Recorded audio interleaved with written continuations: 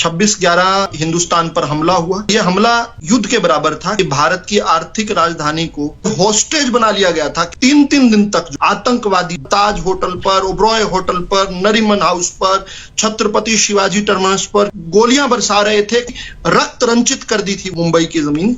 उसी रात को मानेसर में टेलीफोन कॉल द्वारा बताया गया कि अटैक हुआ है और एनएसजी को ये टेक ओवर करना है, क्योंकि जो आतंकवादी हैं उनके पास जो हथियार हैं उनसे मुंबई पुलिस शायद उनका सामना नहीं कर पाएगी। रात को ही लगभग 11 बजे के करीब एनएसजी के कमांडो मानेसर से चलकर पालम तक आए, एयरपोर्ट तक, और वहां पर 2 बजे तक इंतजार करते रहे। लेकिन उन्हें जब गोलियां चल रही थी मुंबई के अंदर, उस समय वो इंतजार कर रहे थे। जब हिंदुस्तानियों की जान जा रही थी, उस समय 1.5 घंटे तक एनएसजी कमांडो जो विमान में बैठकर इंतजार कर रहे थे कि कांग्रेस का मंत्री शिवराज सिंह पाटिल कपड़े बदलकर वहां पर आए और शिवराज सिंह पाटिल को उसी विमान में जाना था। देखिए, पुस्तकों में इन चीजों को वर्णन किया गया। सिरन उठती है कि इन लोगों ने कितनी नफरत निभाई है भारत के साथ। बराक ओबामा की पुस्तक को कोट कर रहा हूं, उनकी पुस्तक है अ प्रोमिस्ड लैंड, उनकी बायोग्राफी है। उसमें उन्होंने इस बात का जिक्र किया। बराक ओबामा ने मनमोहन सिंह जी से पूछा कि 26/11 का इतना दुर्दांत हमला हो गया, आपने पाकिस्तान पर कुछ किया क्यों नहीं? जवाब सुनकर आपके अगर रोंगटे खड़े नहीं हुए ना,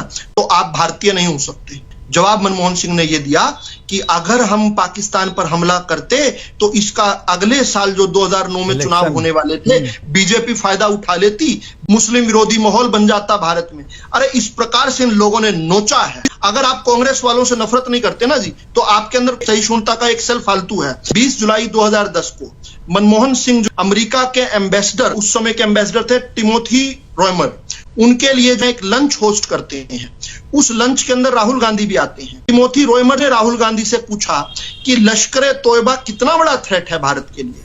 राहुल गांधी कहते हैं कि लश्कर तोयबा कोई बड़ा थ्रेट नहीं है, लिटे और लश्कर तोयबा से बड़ा थ्रेट तो हिंदू सैन्यकरण है।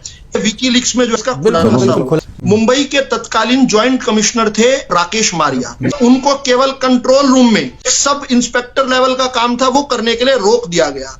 और जिस व्यक्ति ने रोका उसका भाई कांग्रेस की सरकार में मंत्री था। उसी व्यक्ति ने बाद में एक पुस्तक लिखी जो अजीज बरने की उर्दू संपादक ने रिलीज की, कि आरएसएस की साजिश थी।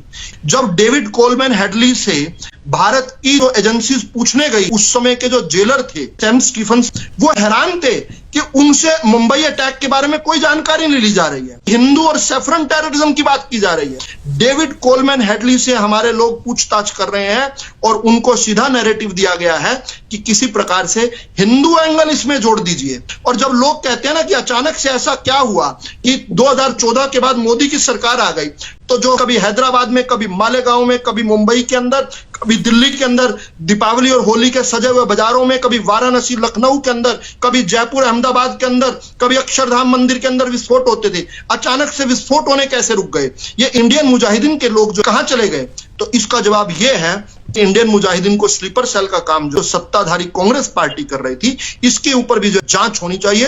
हिंदुस्तानियों के गुनहगार हैं ये खून लगा हुआ है पंजे पर। हिंदुस्तानियों के रक्त पिपासु गिद्धों ने खून पिया है।